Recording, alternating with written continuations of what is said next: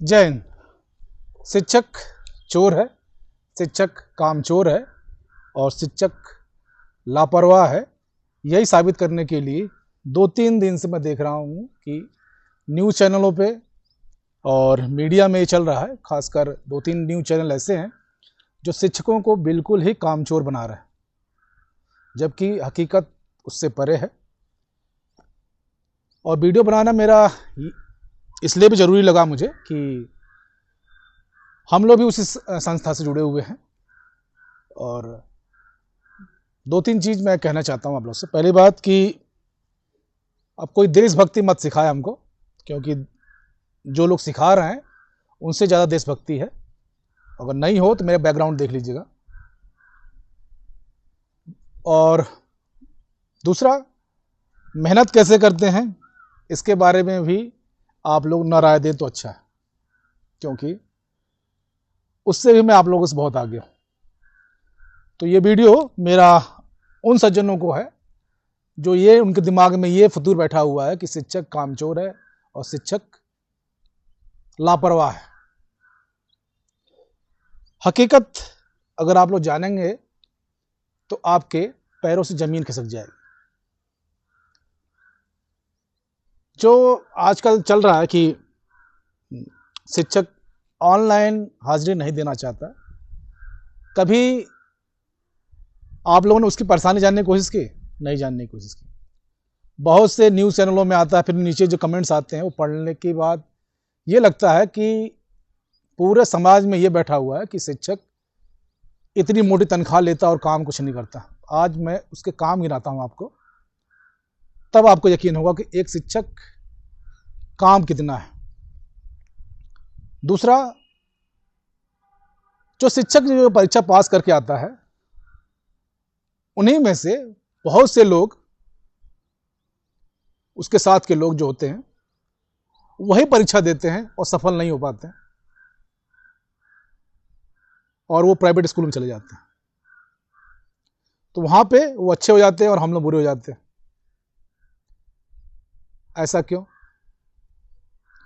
और हकीकत सबसे बड़ी ये है कि जिस समाज के तबके को, जिस समाज के बच्चे को कोई नहीं पढ़ाता, उसको सरकारी टीचर पढ़ाता है। I am saying is that is true. जिस बच्चे को कोई नहीं पढ़ाता उसको सरकारी टीचर पढ़ाता है। ठीक है, तो ये कहना कि कामचोर है, अब काम की लिस्ट देख लीजिए क्या क्या है। और ये लिस्ट मैं पेपर से ही लेके आया हूं, ये पेपर है। अगर मैं आपको गिनाना चाह रहा, देखिए, शिक्षक को चोर साबित करने के लिए उसे चोर साबित करने पर तुले हुए, लेकिन ये भूल जाते हैं कि शिक्षक के जो भी कार्य सौंपा गया है वो उसने पूरे समर्पण भाव से किया। कोरोना काल में जब इंसान दूसरे इंसान को छूने से डरता था, भाई के अंतिम संस्कार तक नहीं जाता था, बेटा अपने पिता की अर्थित के हाथ नहीं से बचाता था, पति पत्नी रिश्ते बेगाने हो गए थे, उस समय टीचरों ने खुले मन से हेल्प की। ठीक है, अब किन्हीं काम देखिए क्या है इनके। बेसिक्स के जो शिक्षक को शिक्षा विभाग की सुविधा दे रखी है उनके लिए देखिए क्या है। नंबर 1, बाल गणना, स्कूल चलो अभियान, ड्रेस वितरण, मिड डे मील निर्माण कार्य, एसएससी में बैठक, पीटीए में बैठक, एमटीए में बैठक, ग्राम शिक्षा समिति बैठक, रसोईया का चयन, शिक्षा समिति के खाते का प्रबंधन, एमसीसी खाते का प्रबंधन, दूध फल वितरण, शिक्षा निधि के खाते का प्रबंधन, बोर्ड परीक्षा में ड्यूटी, पोलियो कार्यक्रम में प्रतिभाग, बीएलओ ड्यूटी में प्रतिभाग, मतदान की ड्यूटी में मतगणना, ड्यूटी में जो गणना करना, स्कूल की साप्ताहिक बीआरसी की मासिक बैठक में भाग लेना, विद्यालय अभिलेख तैयार करना, विद्यालय की रंगाई पुताई कराना, रैपिड सर्वे कराना, बच्चों को घरों से बुलाना, टीएमएल की व्यवस्था कराना, वृक्षारोपण कराना, विद्यालय की साफ सफाई कराना, जिला स्तरीय अधिकारियों का आदेश पालन करना, शिक्षण कार्य करना और अब डिजिटल होना। इतने सारे काम। ठीक है, तो ये सारे काम आपको दिए जाते हैं और आपको करना पड़ता है। इसके अलावा ये सारे काम आपके स्कूल जब खत्म होगा उसके बाद का है। ठीक है, और जो मूलभूत जो मैंने एनालाइज किया, नंबर 1, शिक्षा जो प्राइमरी की बात चल रही है, तो शिक्षा में आपके शिक्षा मित्र हैं, उनकी तनख्वाह कितनी है पता है आप लोगों को? 9,000 रुपये प्रति माह। 9,000 में कौन सा घर चल जाएगा? अनुदेशक है वो 9 या 10 के आसपास उनका है, तो उनमें कैसे उनका परिवार चल जाएगा? कभी सोचा आप लोगों ने? नहीं सोचा। और जो डिजिटल लाइसेंस के लिए जो बात चल रही है कि शिक्षक तैयार नहीं है, तो कोई भी शिक्षक इसके खिलाफ नहीं है, कोई भी शिक्षक डिजिटलाइजेशन के खिलाफ नहीं है। खिलाफ वो है, वो इस बात पे कि आप इनको राज्य कर्मचारी मानते नहीं हैं, पहली बात। काम सारे वही हैं, छुट्टियां 14 CL है, 14 CL साल भर, काम चल जाएगा? मुश्किल है, ठीक है। और जहां तक मेरा है मानना है कि विश्वास अगर आपको शिक्षकों पर नहीं है तो बड़ा मुश्किल है। और सरकारी स्कूल के टीचर उन बच्चों को पढ़ाता है जिनको कोई नहीं पढ़ाता, ये लिख के ले लीजिए। क्योंकि अगर कोई भी आदमी अपने बच्चा पढ़ाने में सक्षम है तो सबसे पहले वो बच्चे की बुनियादी सुविधा देखता है और उसको प्राइवेट स्कूल में डालता है। और वहाँ प्राइवेट स्कूल में जो शिक्षक है केवल पढ़ाता है, ना आपको रसोई बनाता है, ना दूध लेके आता है, ना दूध वितरण करता है। उसका काम केवल पढ़ाना है, बच्चों से रिलेटेड है। और तो सबसे मेरा यही अनुरोध है कि कम से कम शिक्षकों को चोर समझना बंद कीजिए और उनकी जो समस्या है, वाजिब समस्या है, उन पे भी ध्यान दीजिए। टीचरों की जो पोस्टिंग है किसी की बहुत दूर है, 60-70 किलोमीटर, 50 किलोमीटर। बच्चियां हैं जो महिला शिक्षिकाएं हैं, उनको परिवार भी देखना है, तो उनकी भी समस्या है। और अगर शिक्षा सही करना चाहते हैं, अगर आपको ऐसा लगे बिल्कुल कि प्राइमरी की शिक्षा बिल्कुल ही एक पटरी पे लाना है, तो उनको मूलभूत सुविधाएं दीजिए और एक गजट पास कीजिए। एक गजट पास कीजिए कि जितने भी सरकारी अफसर हैं, सरकारी मुलाजिम हैं, जितने भी नेता हैं, सबके बच्चे सरकारी स्कूल में पास।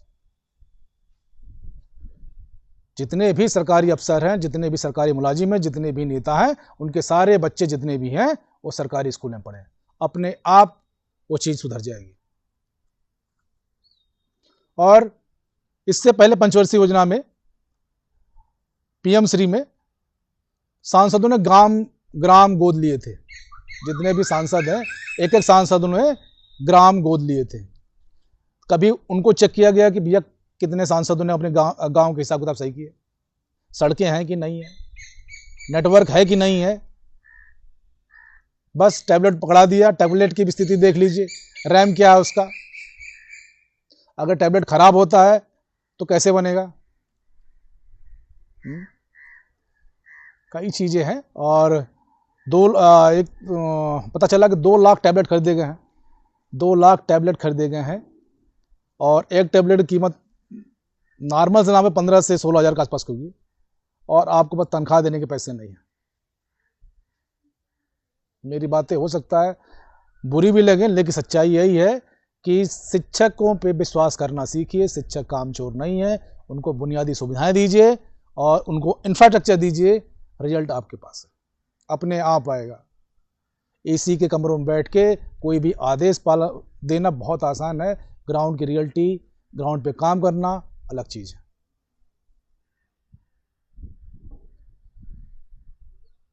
जितने भी मुख्यालय हैं वहाँ नेटवर्क भी अच्छा है, वहाँ इंफ्रास्ट्रक्चर भी अच्छा है।